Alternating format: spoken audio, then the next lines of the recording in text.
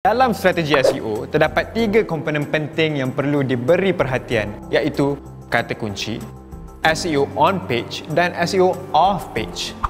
Google Trend ialah sejenis alat untuk mengenal pasti kata kunci popular yang digunakan oleh para pengguna dalam laman web carian Google.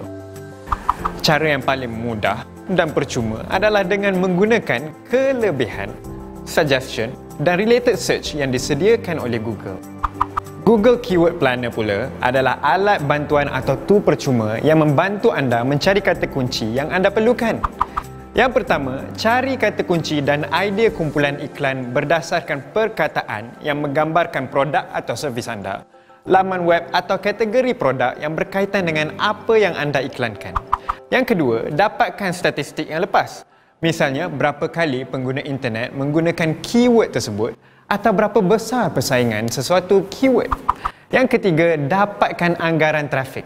Contohnya, jumlah klik atau impression sesuatu keyword mungkin dapat dengan sejumlah bidaan atau wang yang dikeluarkan.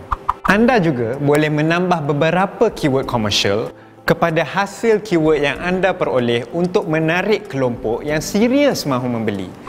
Biasanya, apabila pengguna internet mahu membeli sesuatu produk, mereka akan menaik keywords komersial seperti berikut. Beli, keyword. Keyword, borong.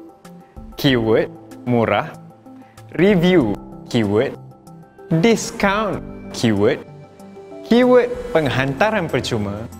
Keyword, jenama produk. SEO on page pula merujuk kepada setting yang boleh dibuat semasa mereka bentuk dan membina laman web supaya visibility laman web tersebut dapat dioptimumkan dalam laman carian search engine. Antara tip SEO on page yang boleh anda lakukan adalah tajuk page adalah faktor yang sangat penting dalam aplikasi SEO. Antara ciri-ciri utama yang perlu ada dalam tajuk setiap halaman adalah ringkas dan deskriptif, selain membantu pengunjung memahami page tersebut. Berikut adalah beberapa panduan untuk mengoptimumkan SEO permalink. Pastikan URL ringkas dan mudah difahami oleh search engine dan pengguna internet. Gunakan tanda sempang bagi menggantikan jarak perkataan yang akan membentuk URL. Pastikan anda letak breadcrumbs pada setiap page internal anda. Breadcrumbs adalah satu set link yang terletak di bahagian atas yang membantu navigasi pengguna internet.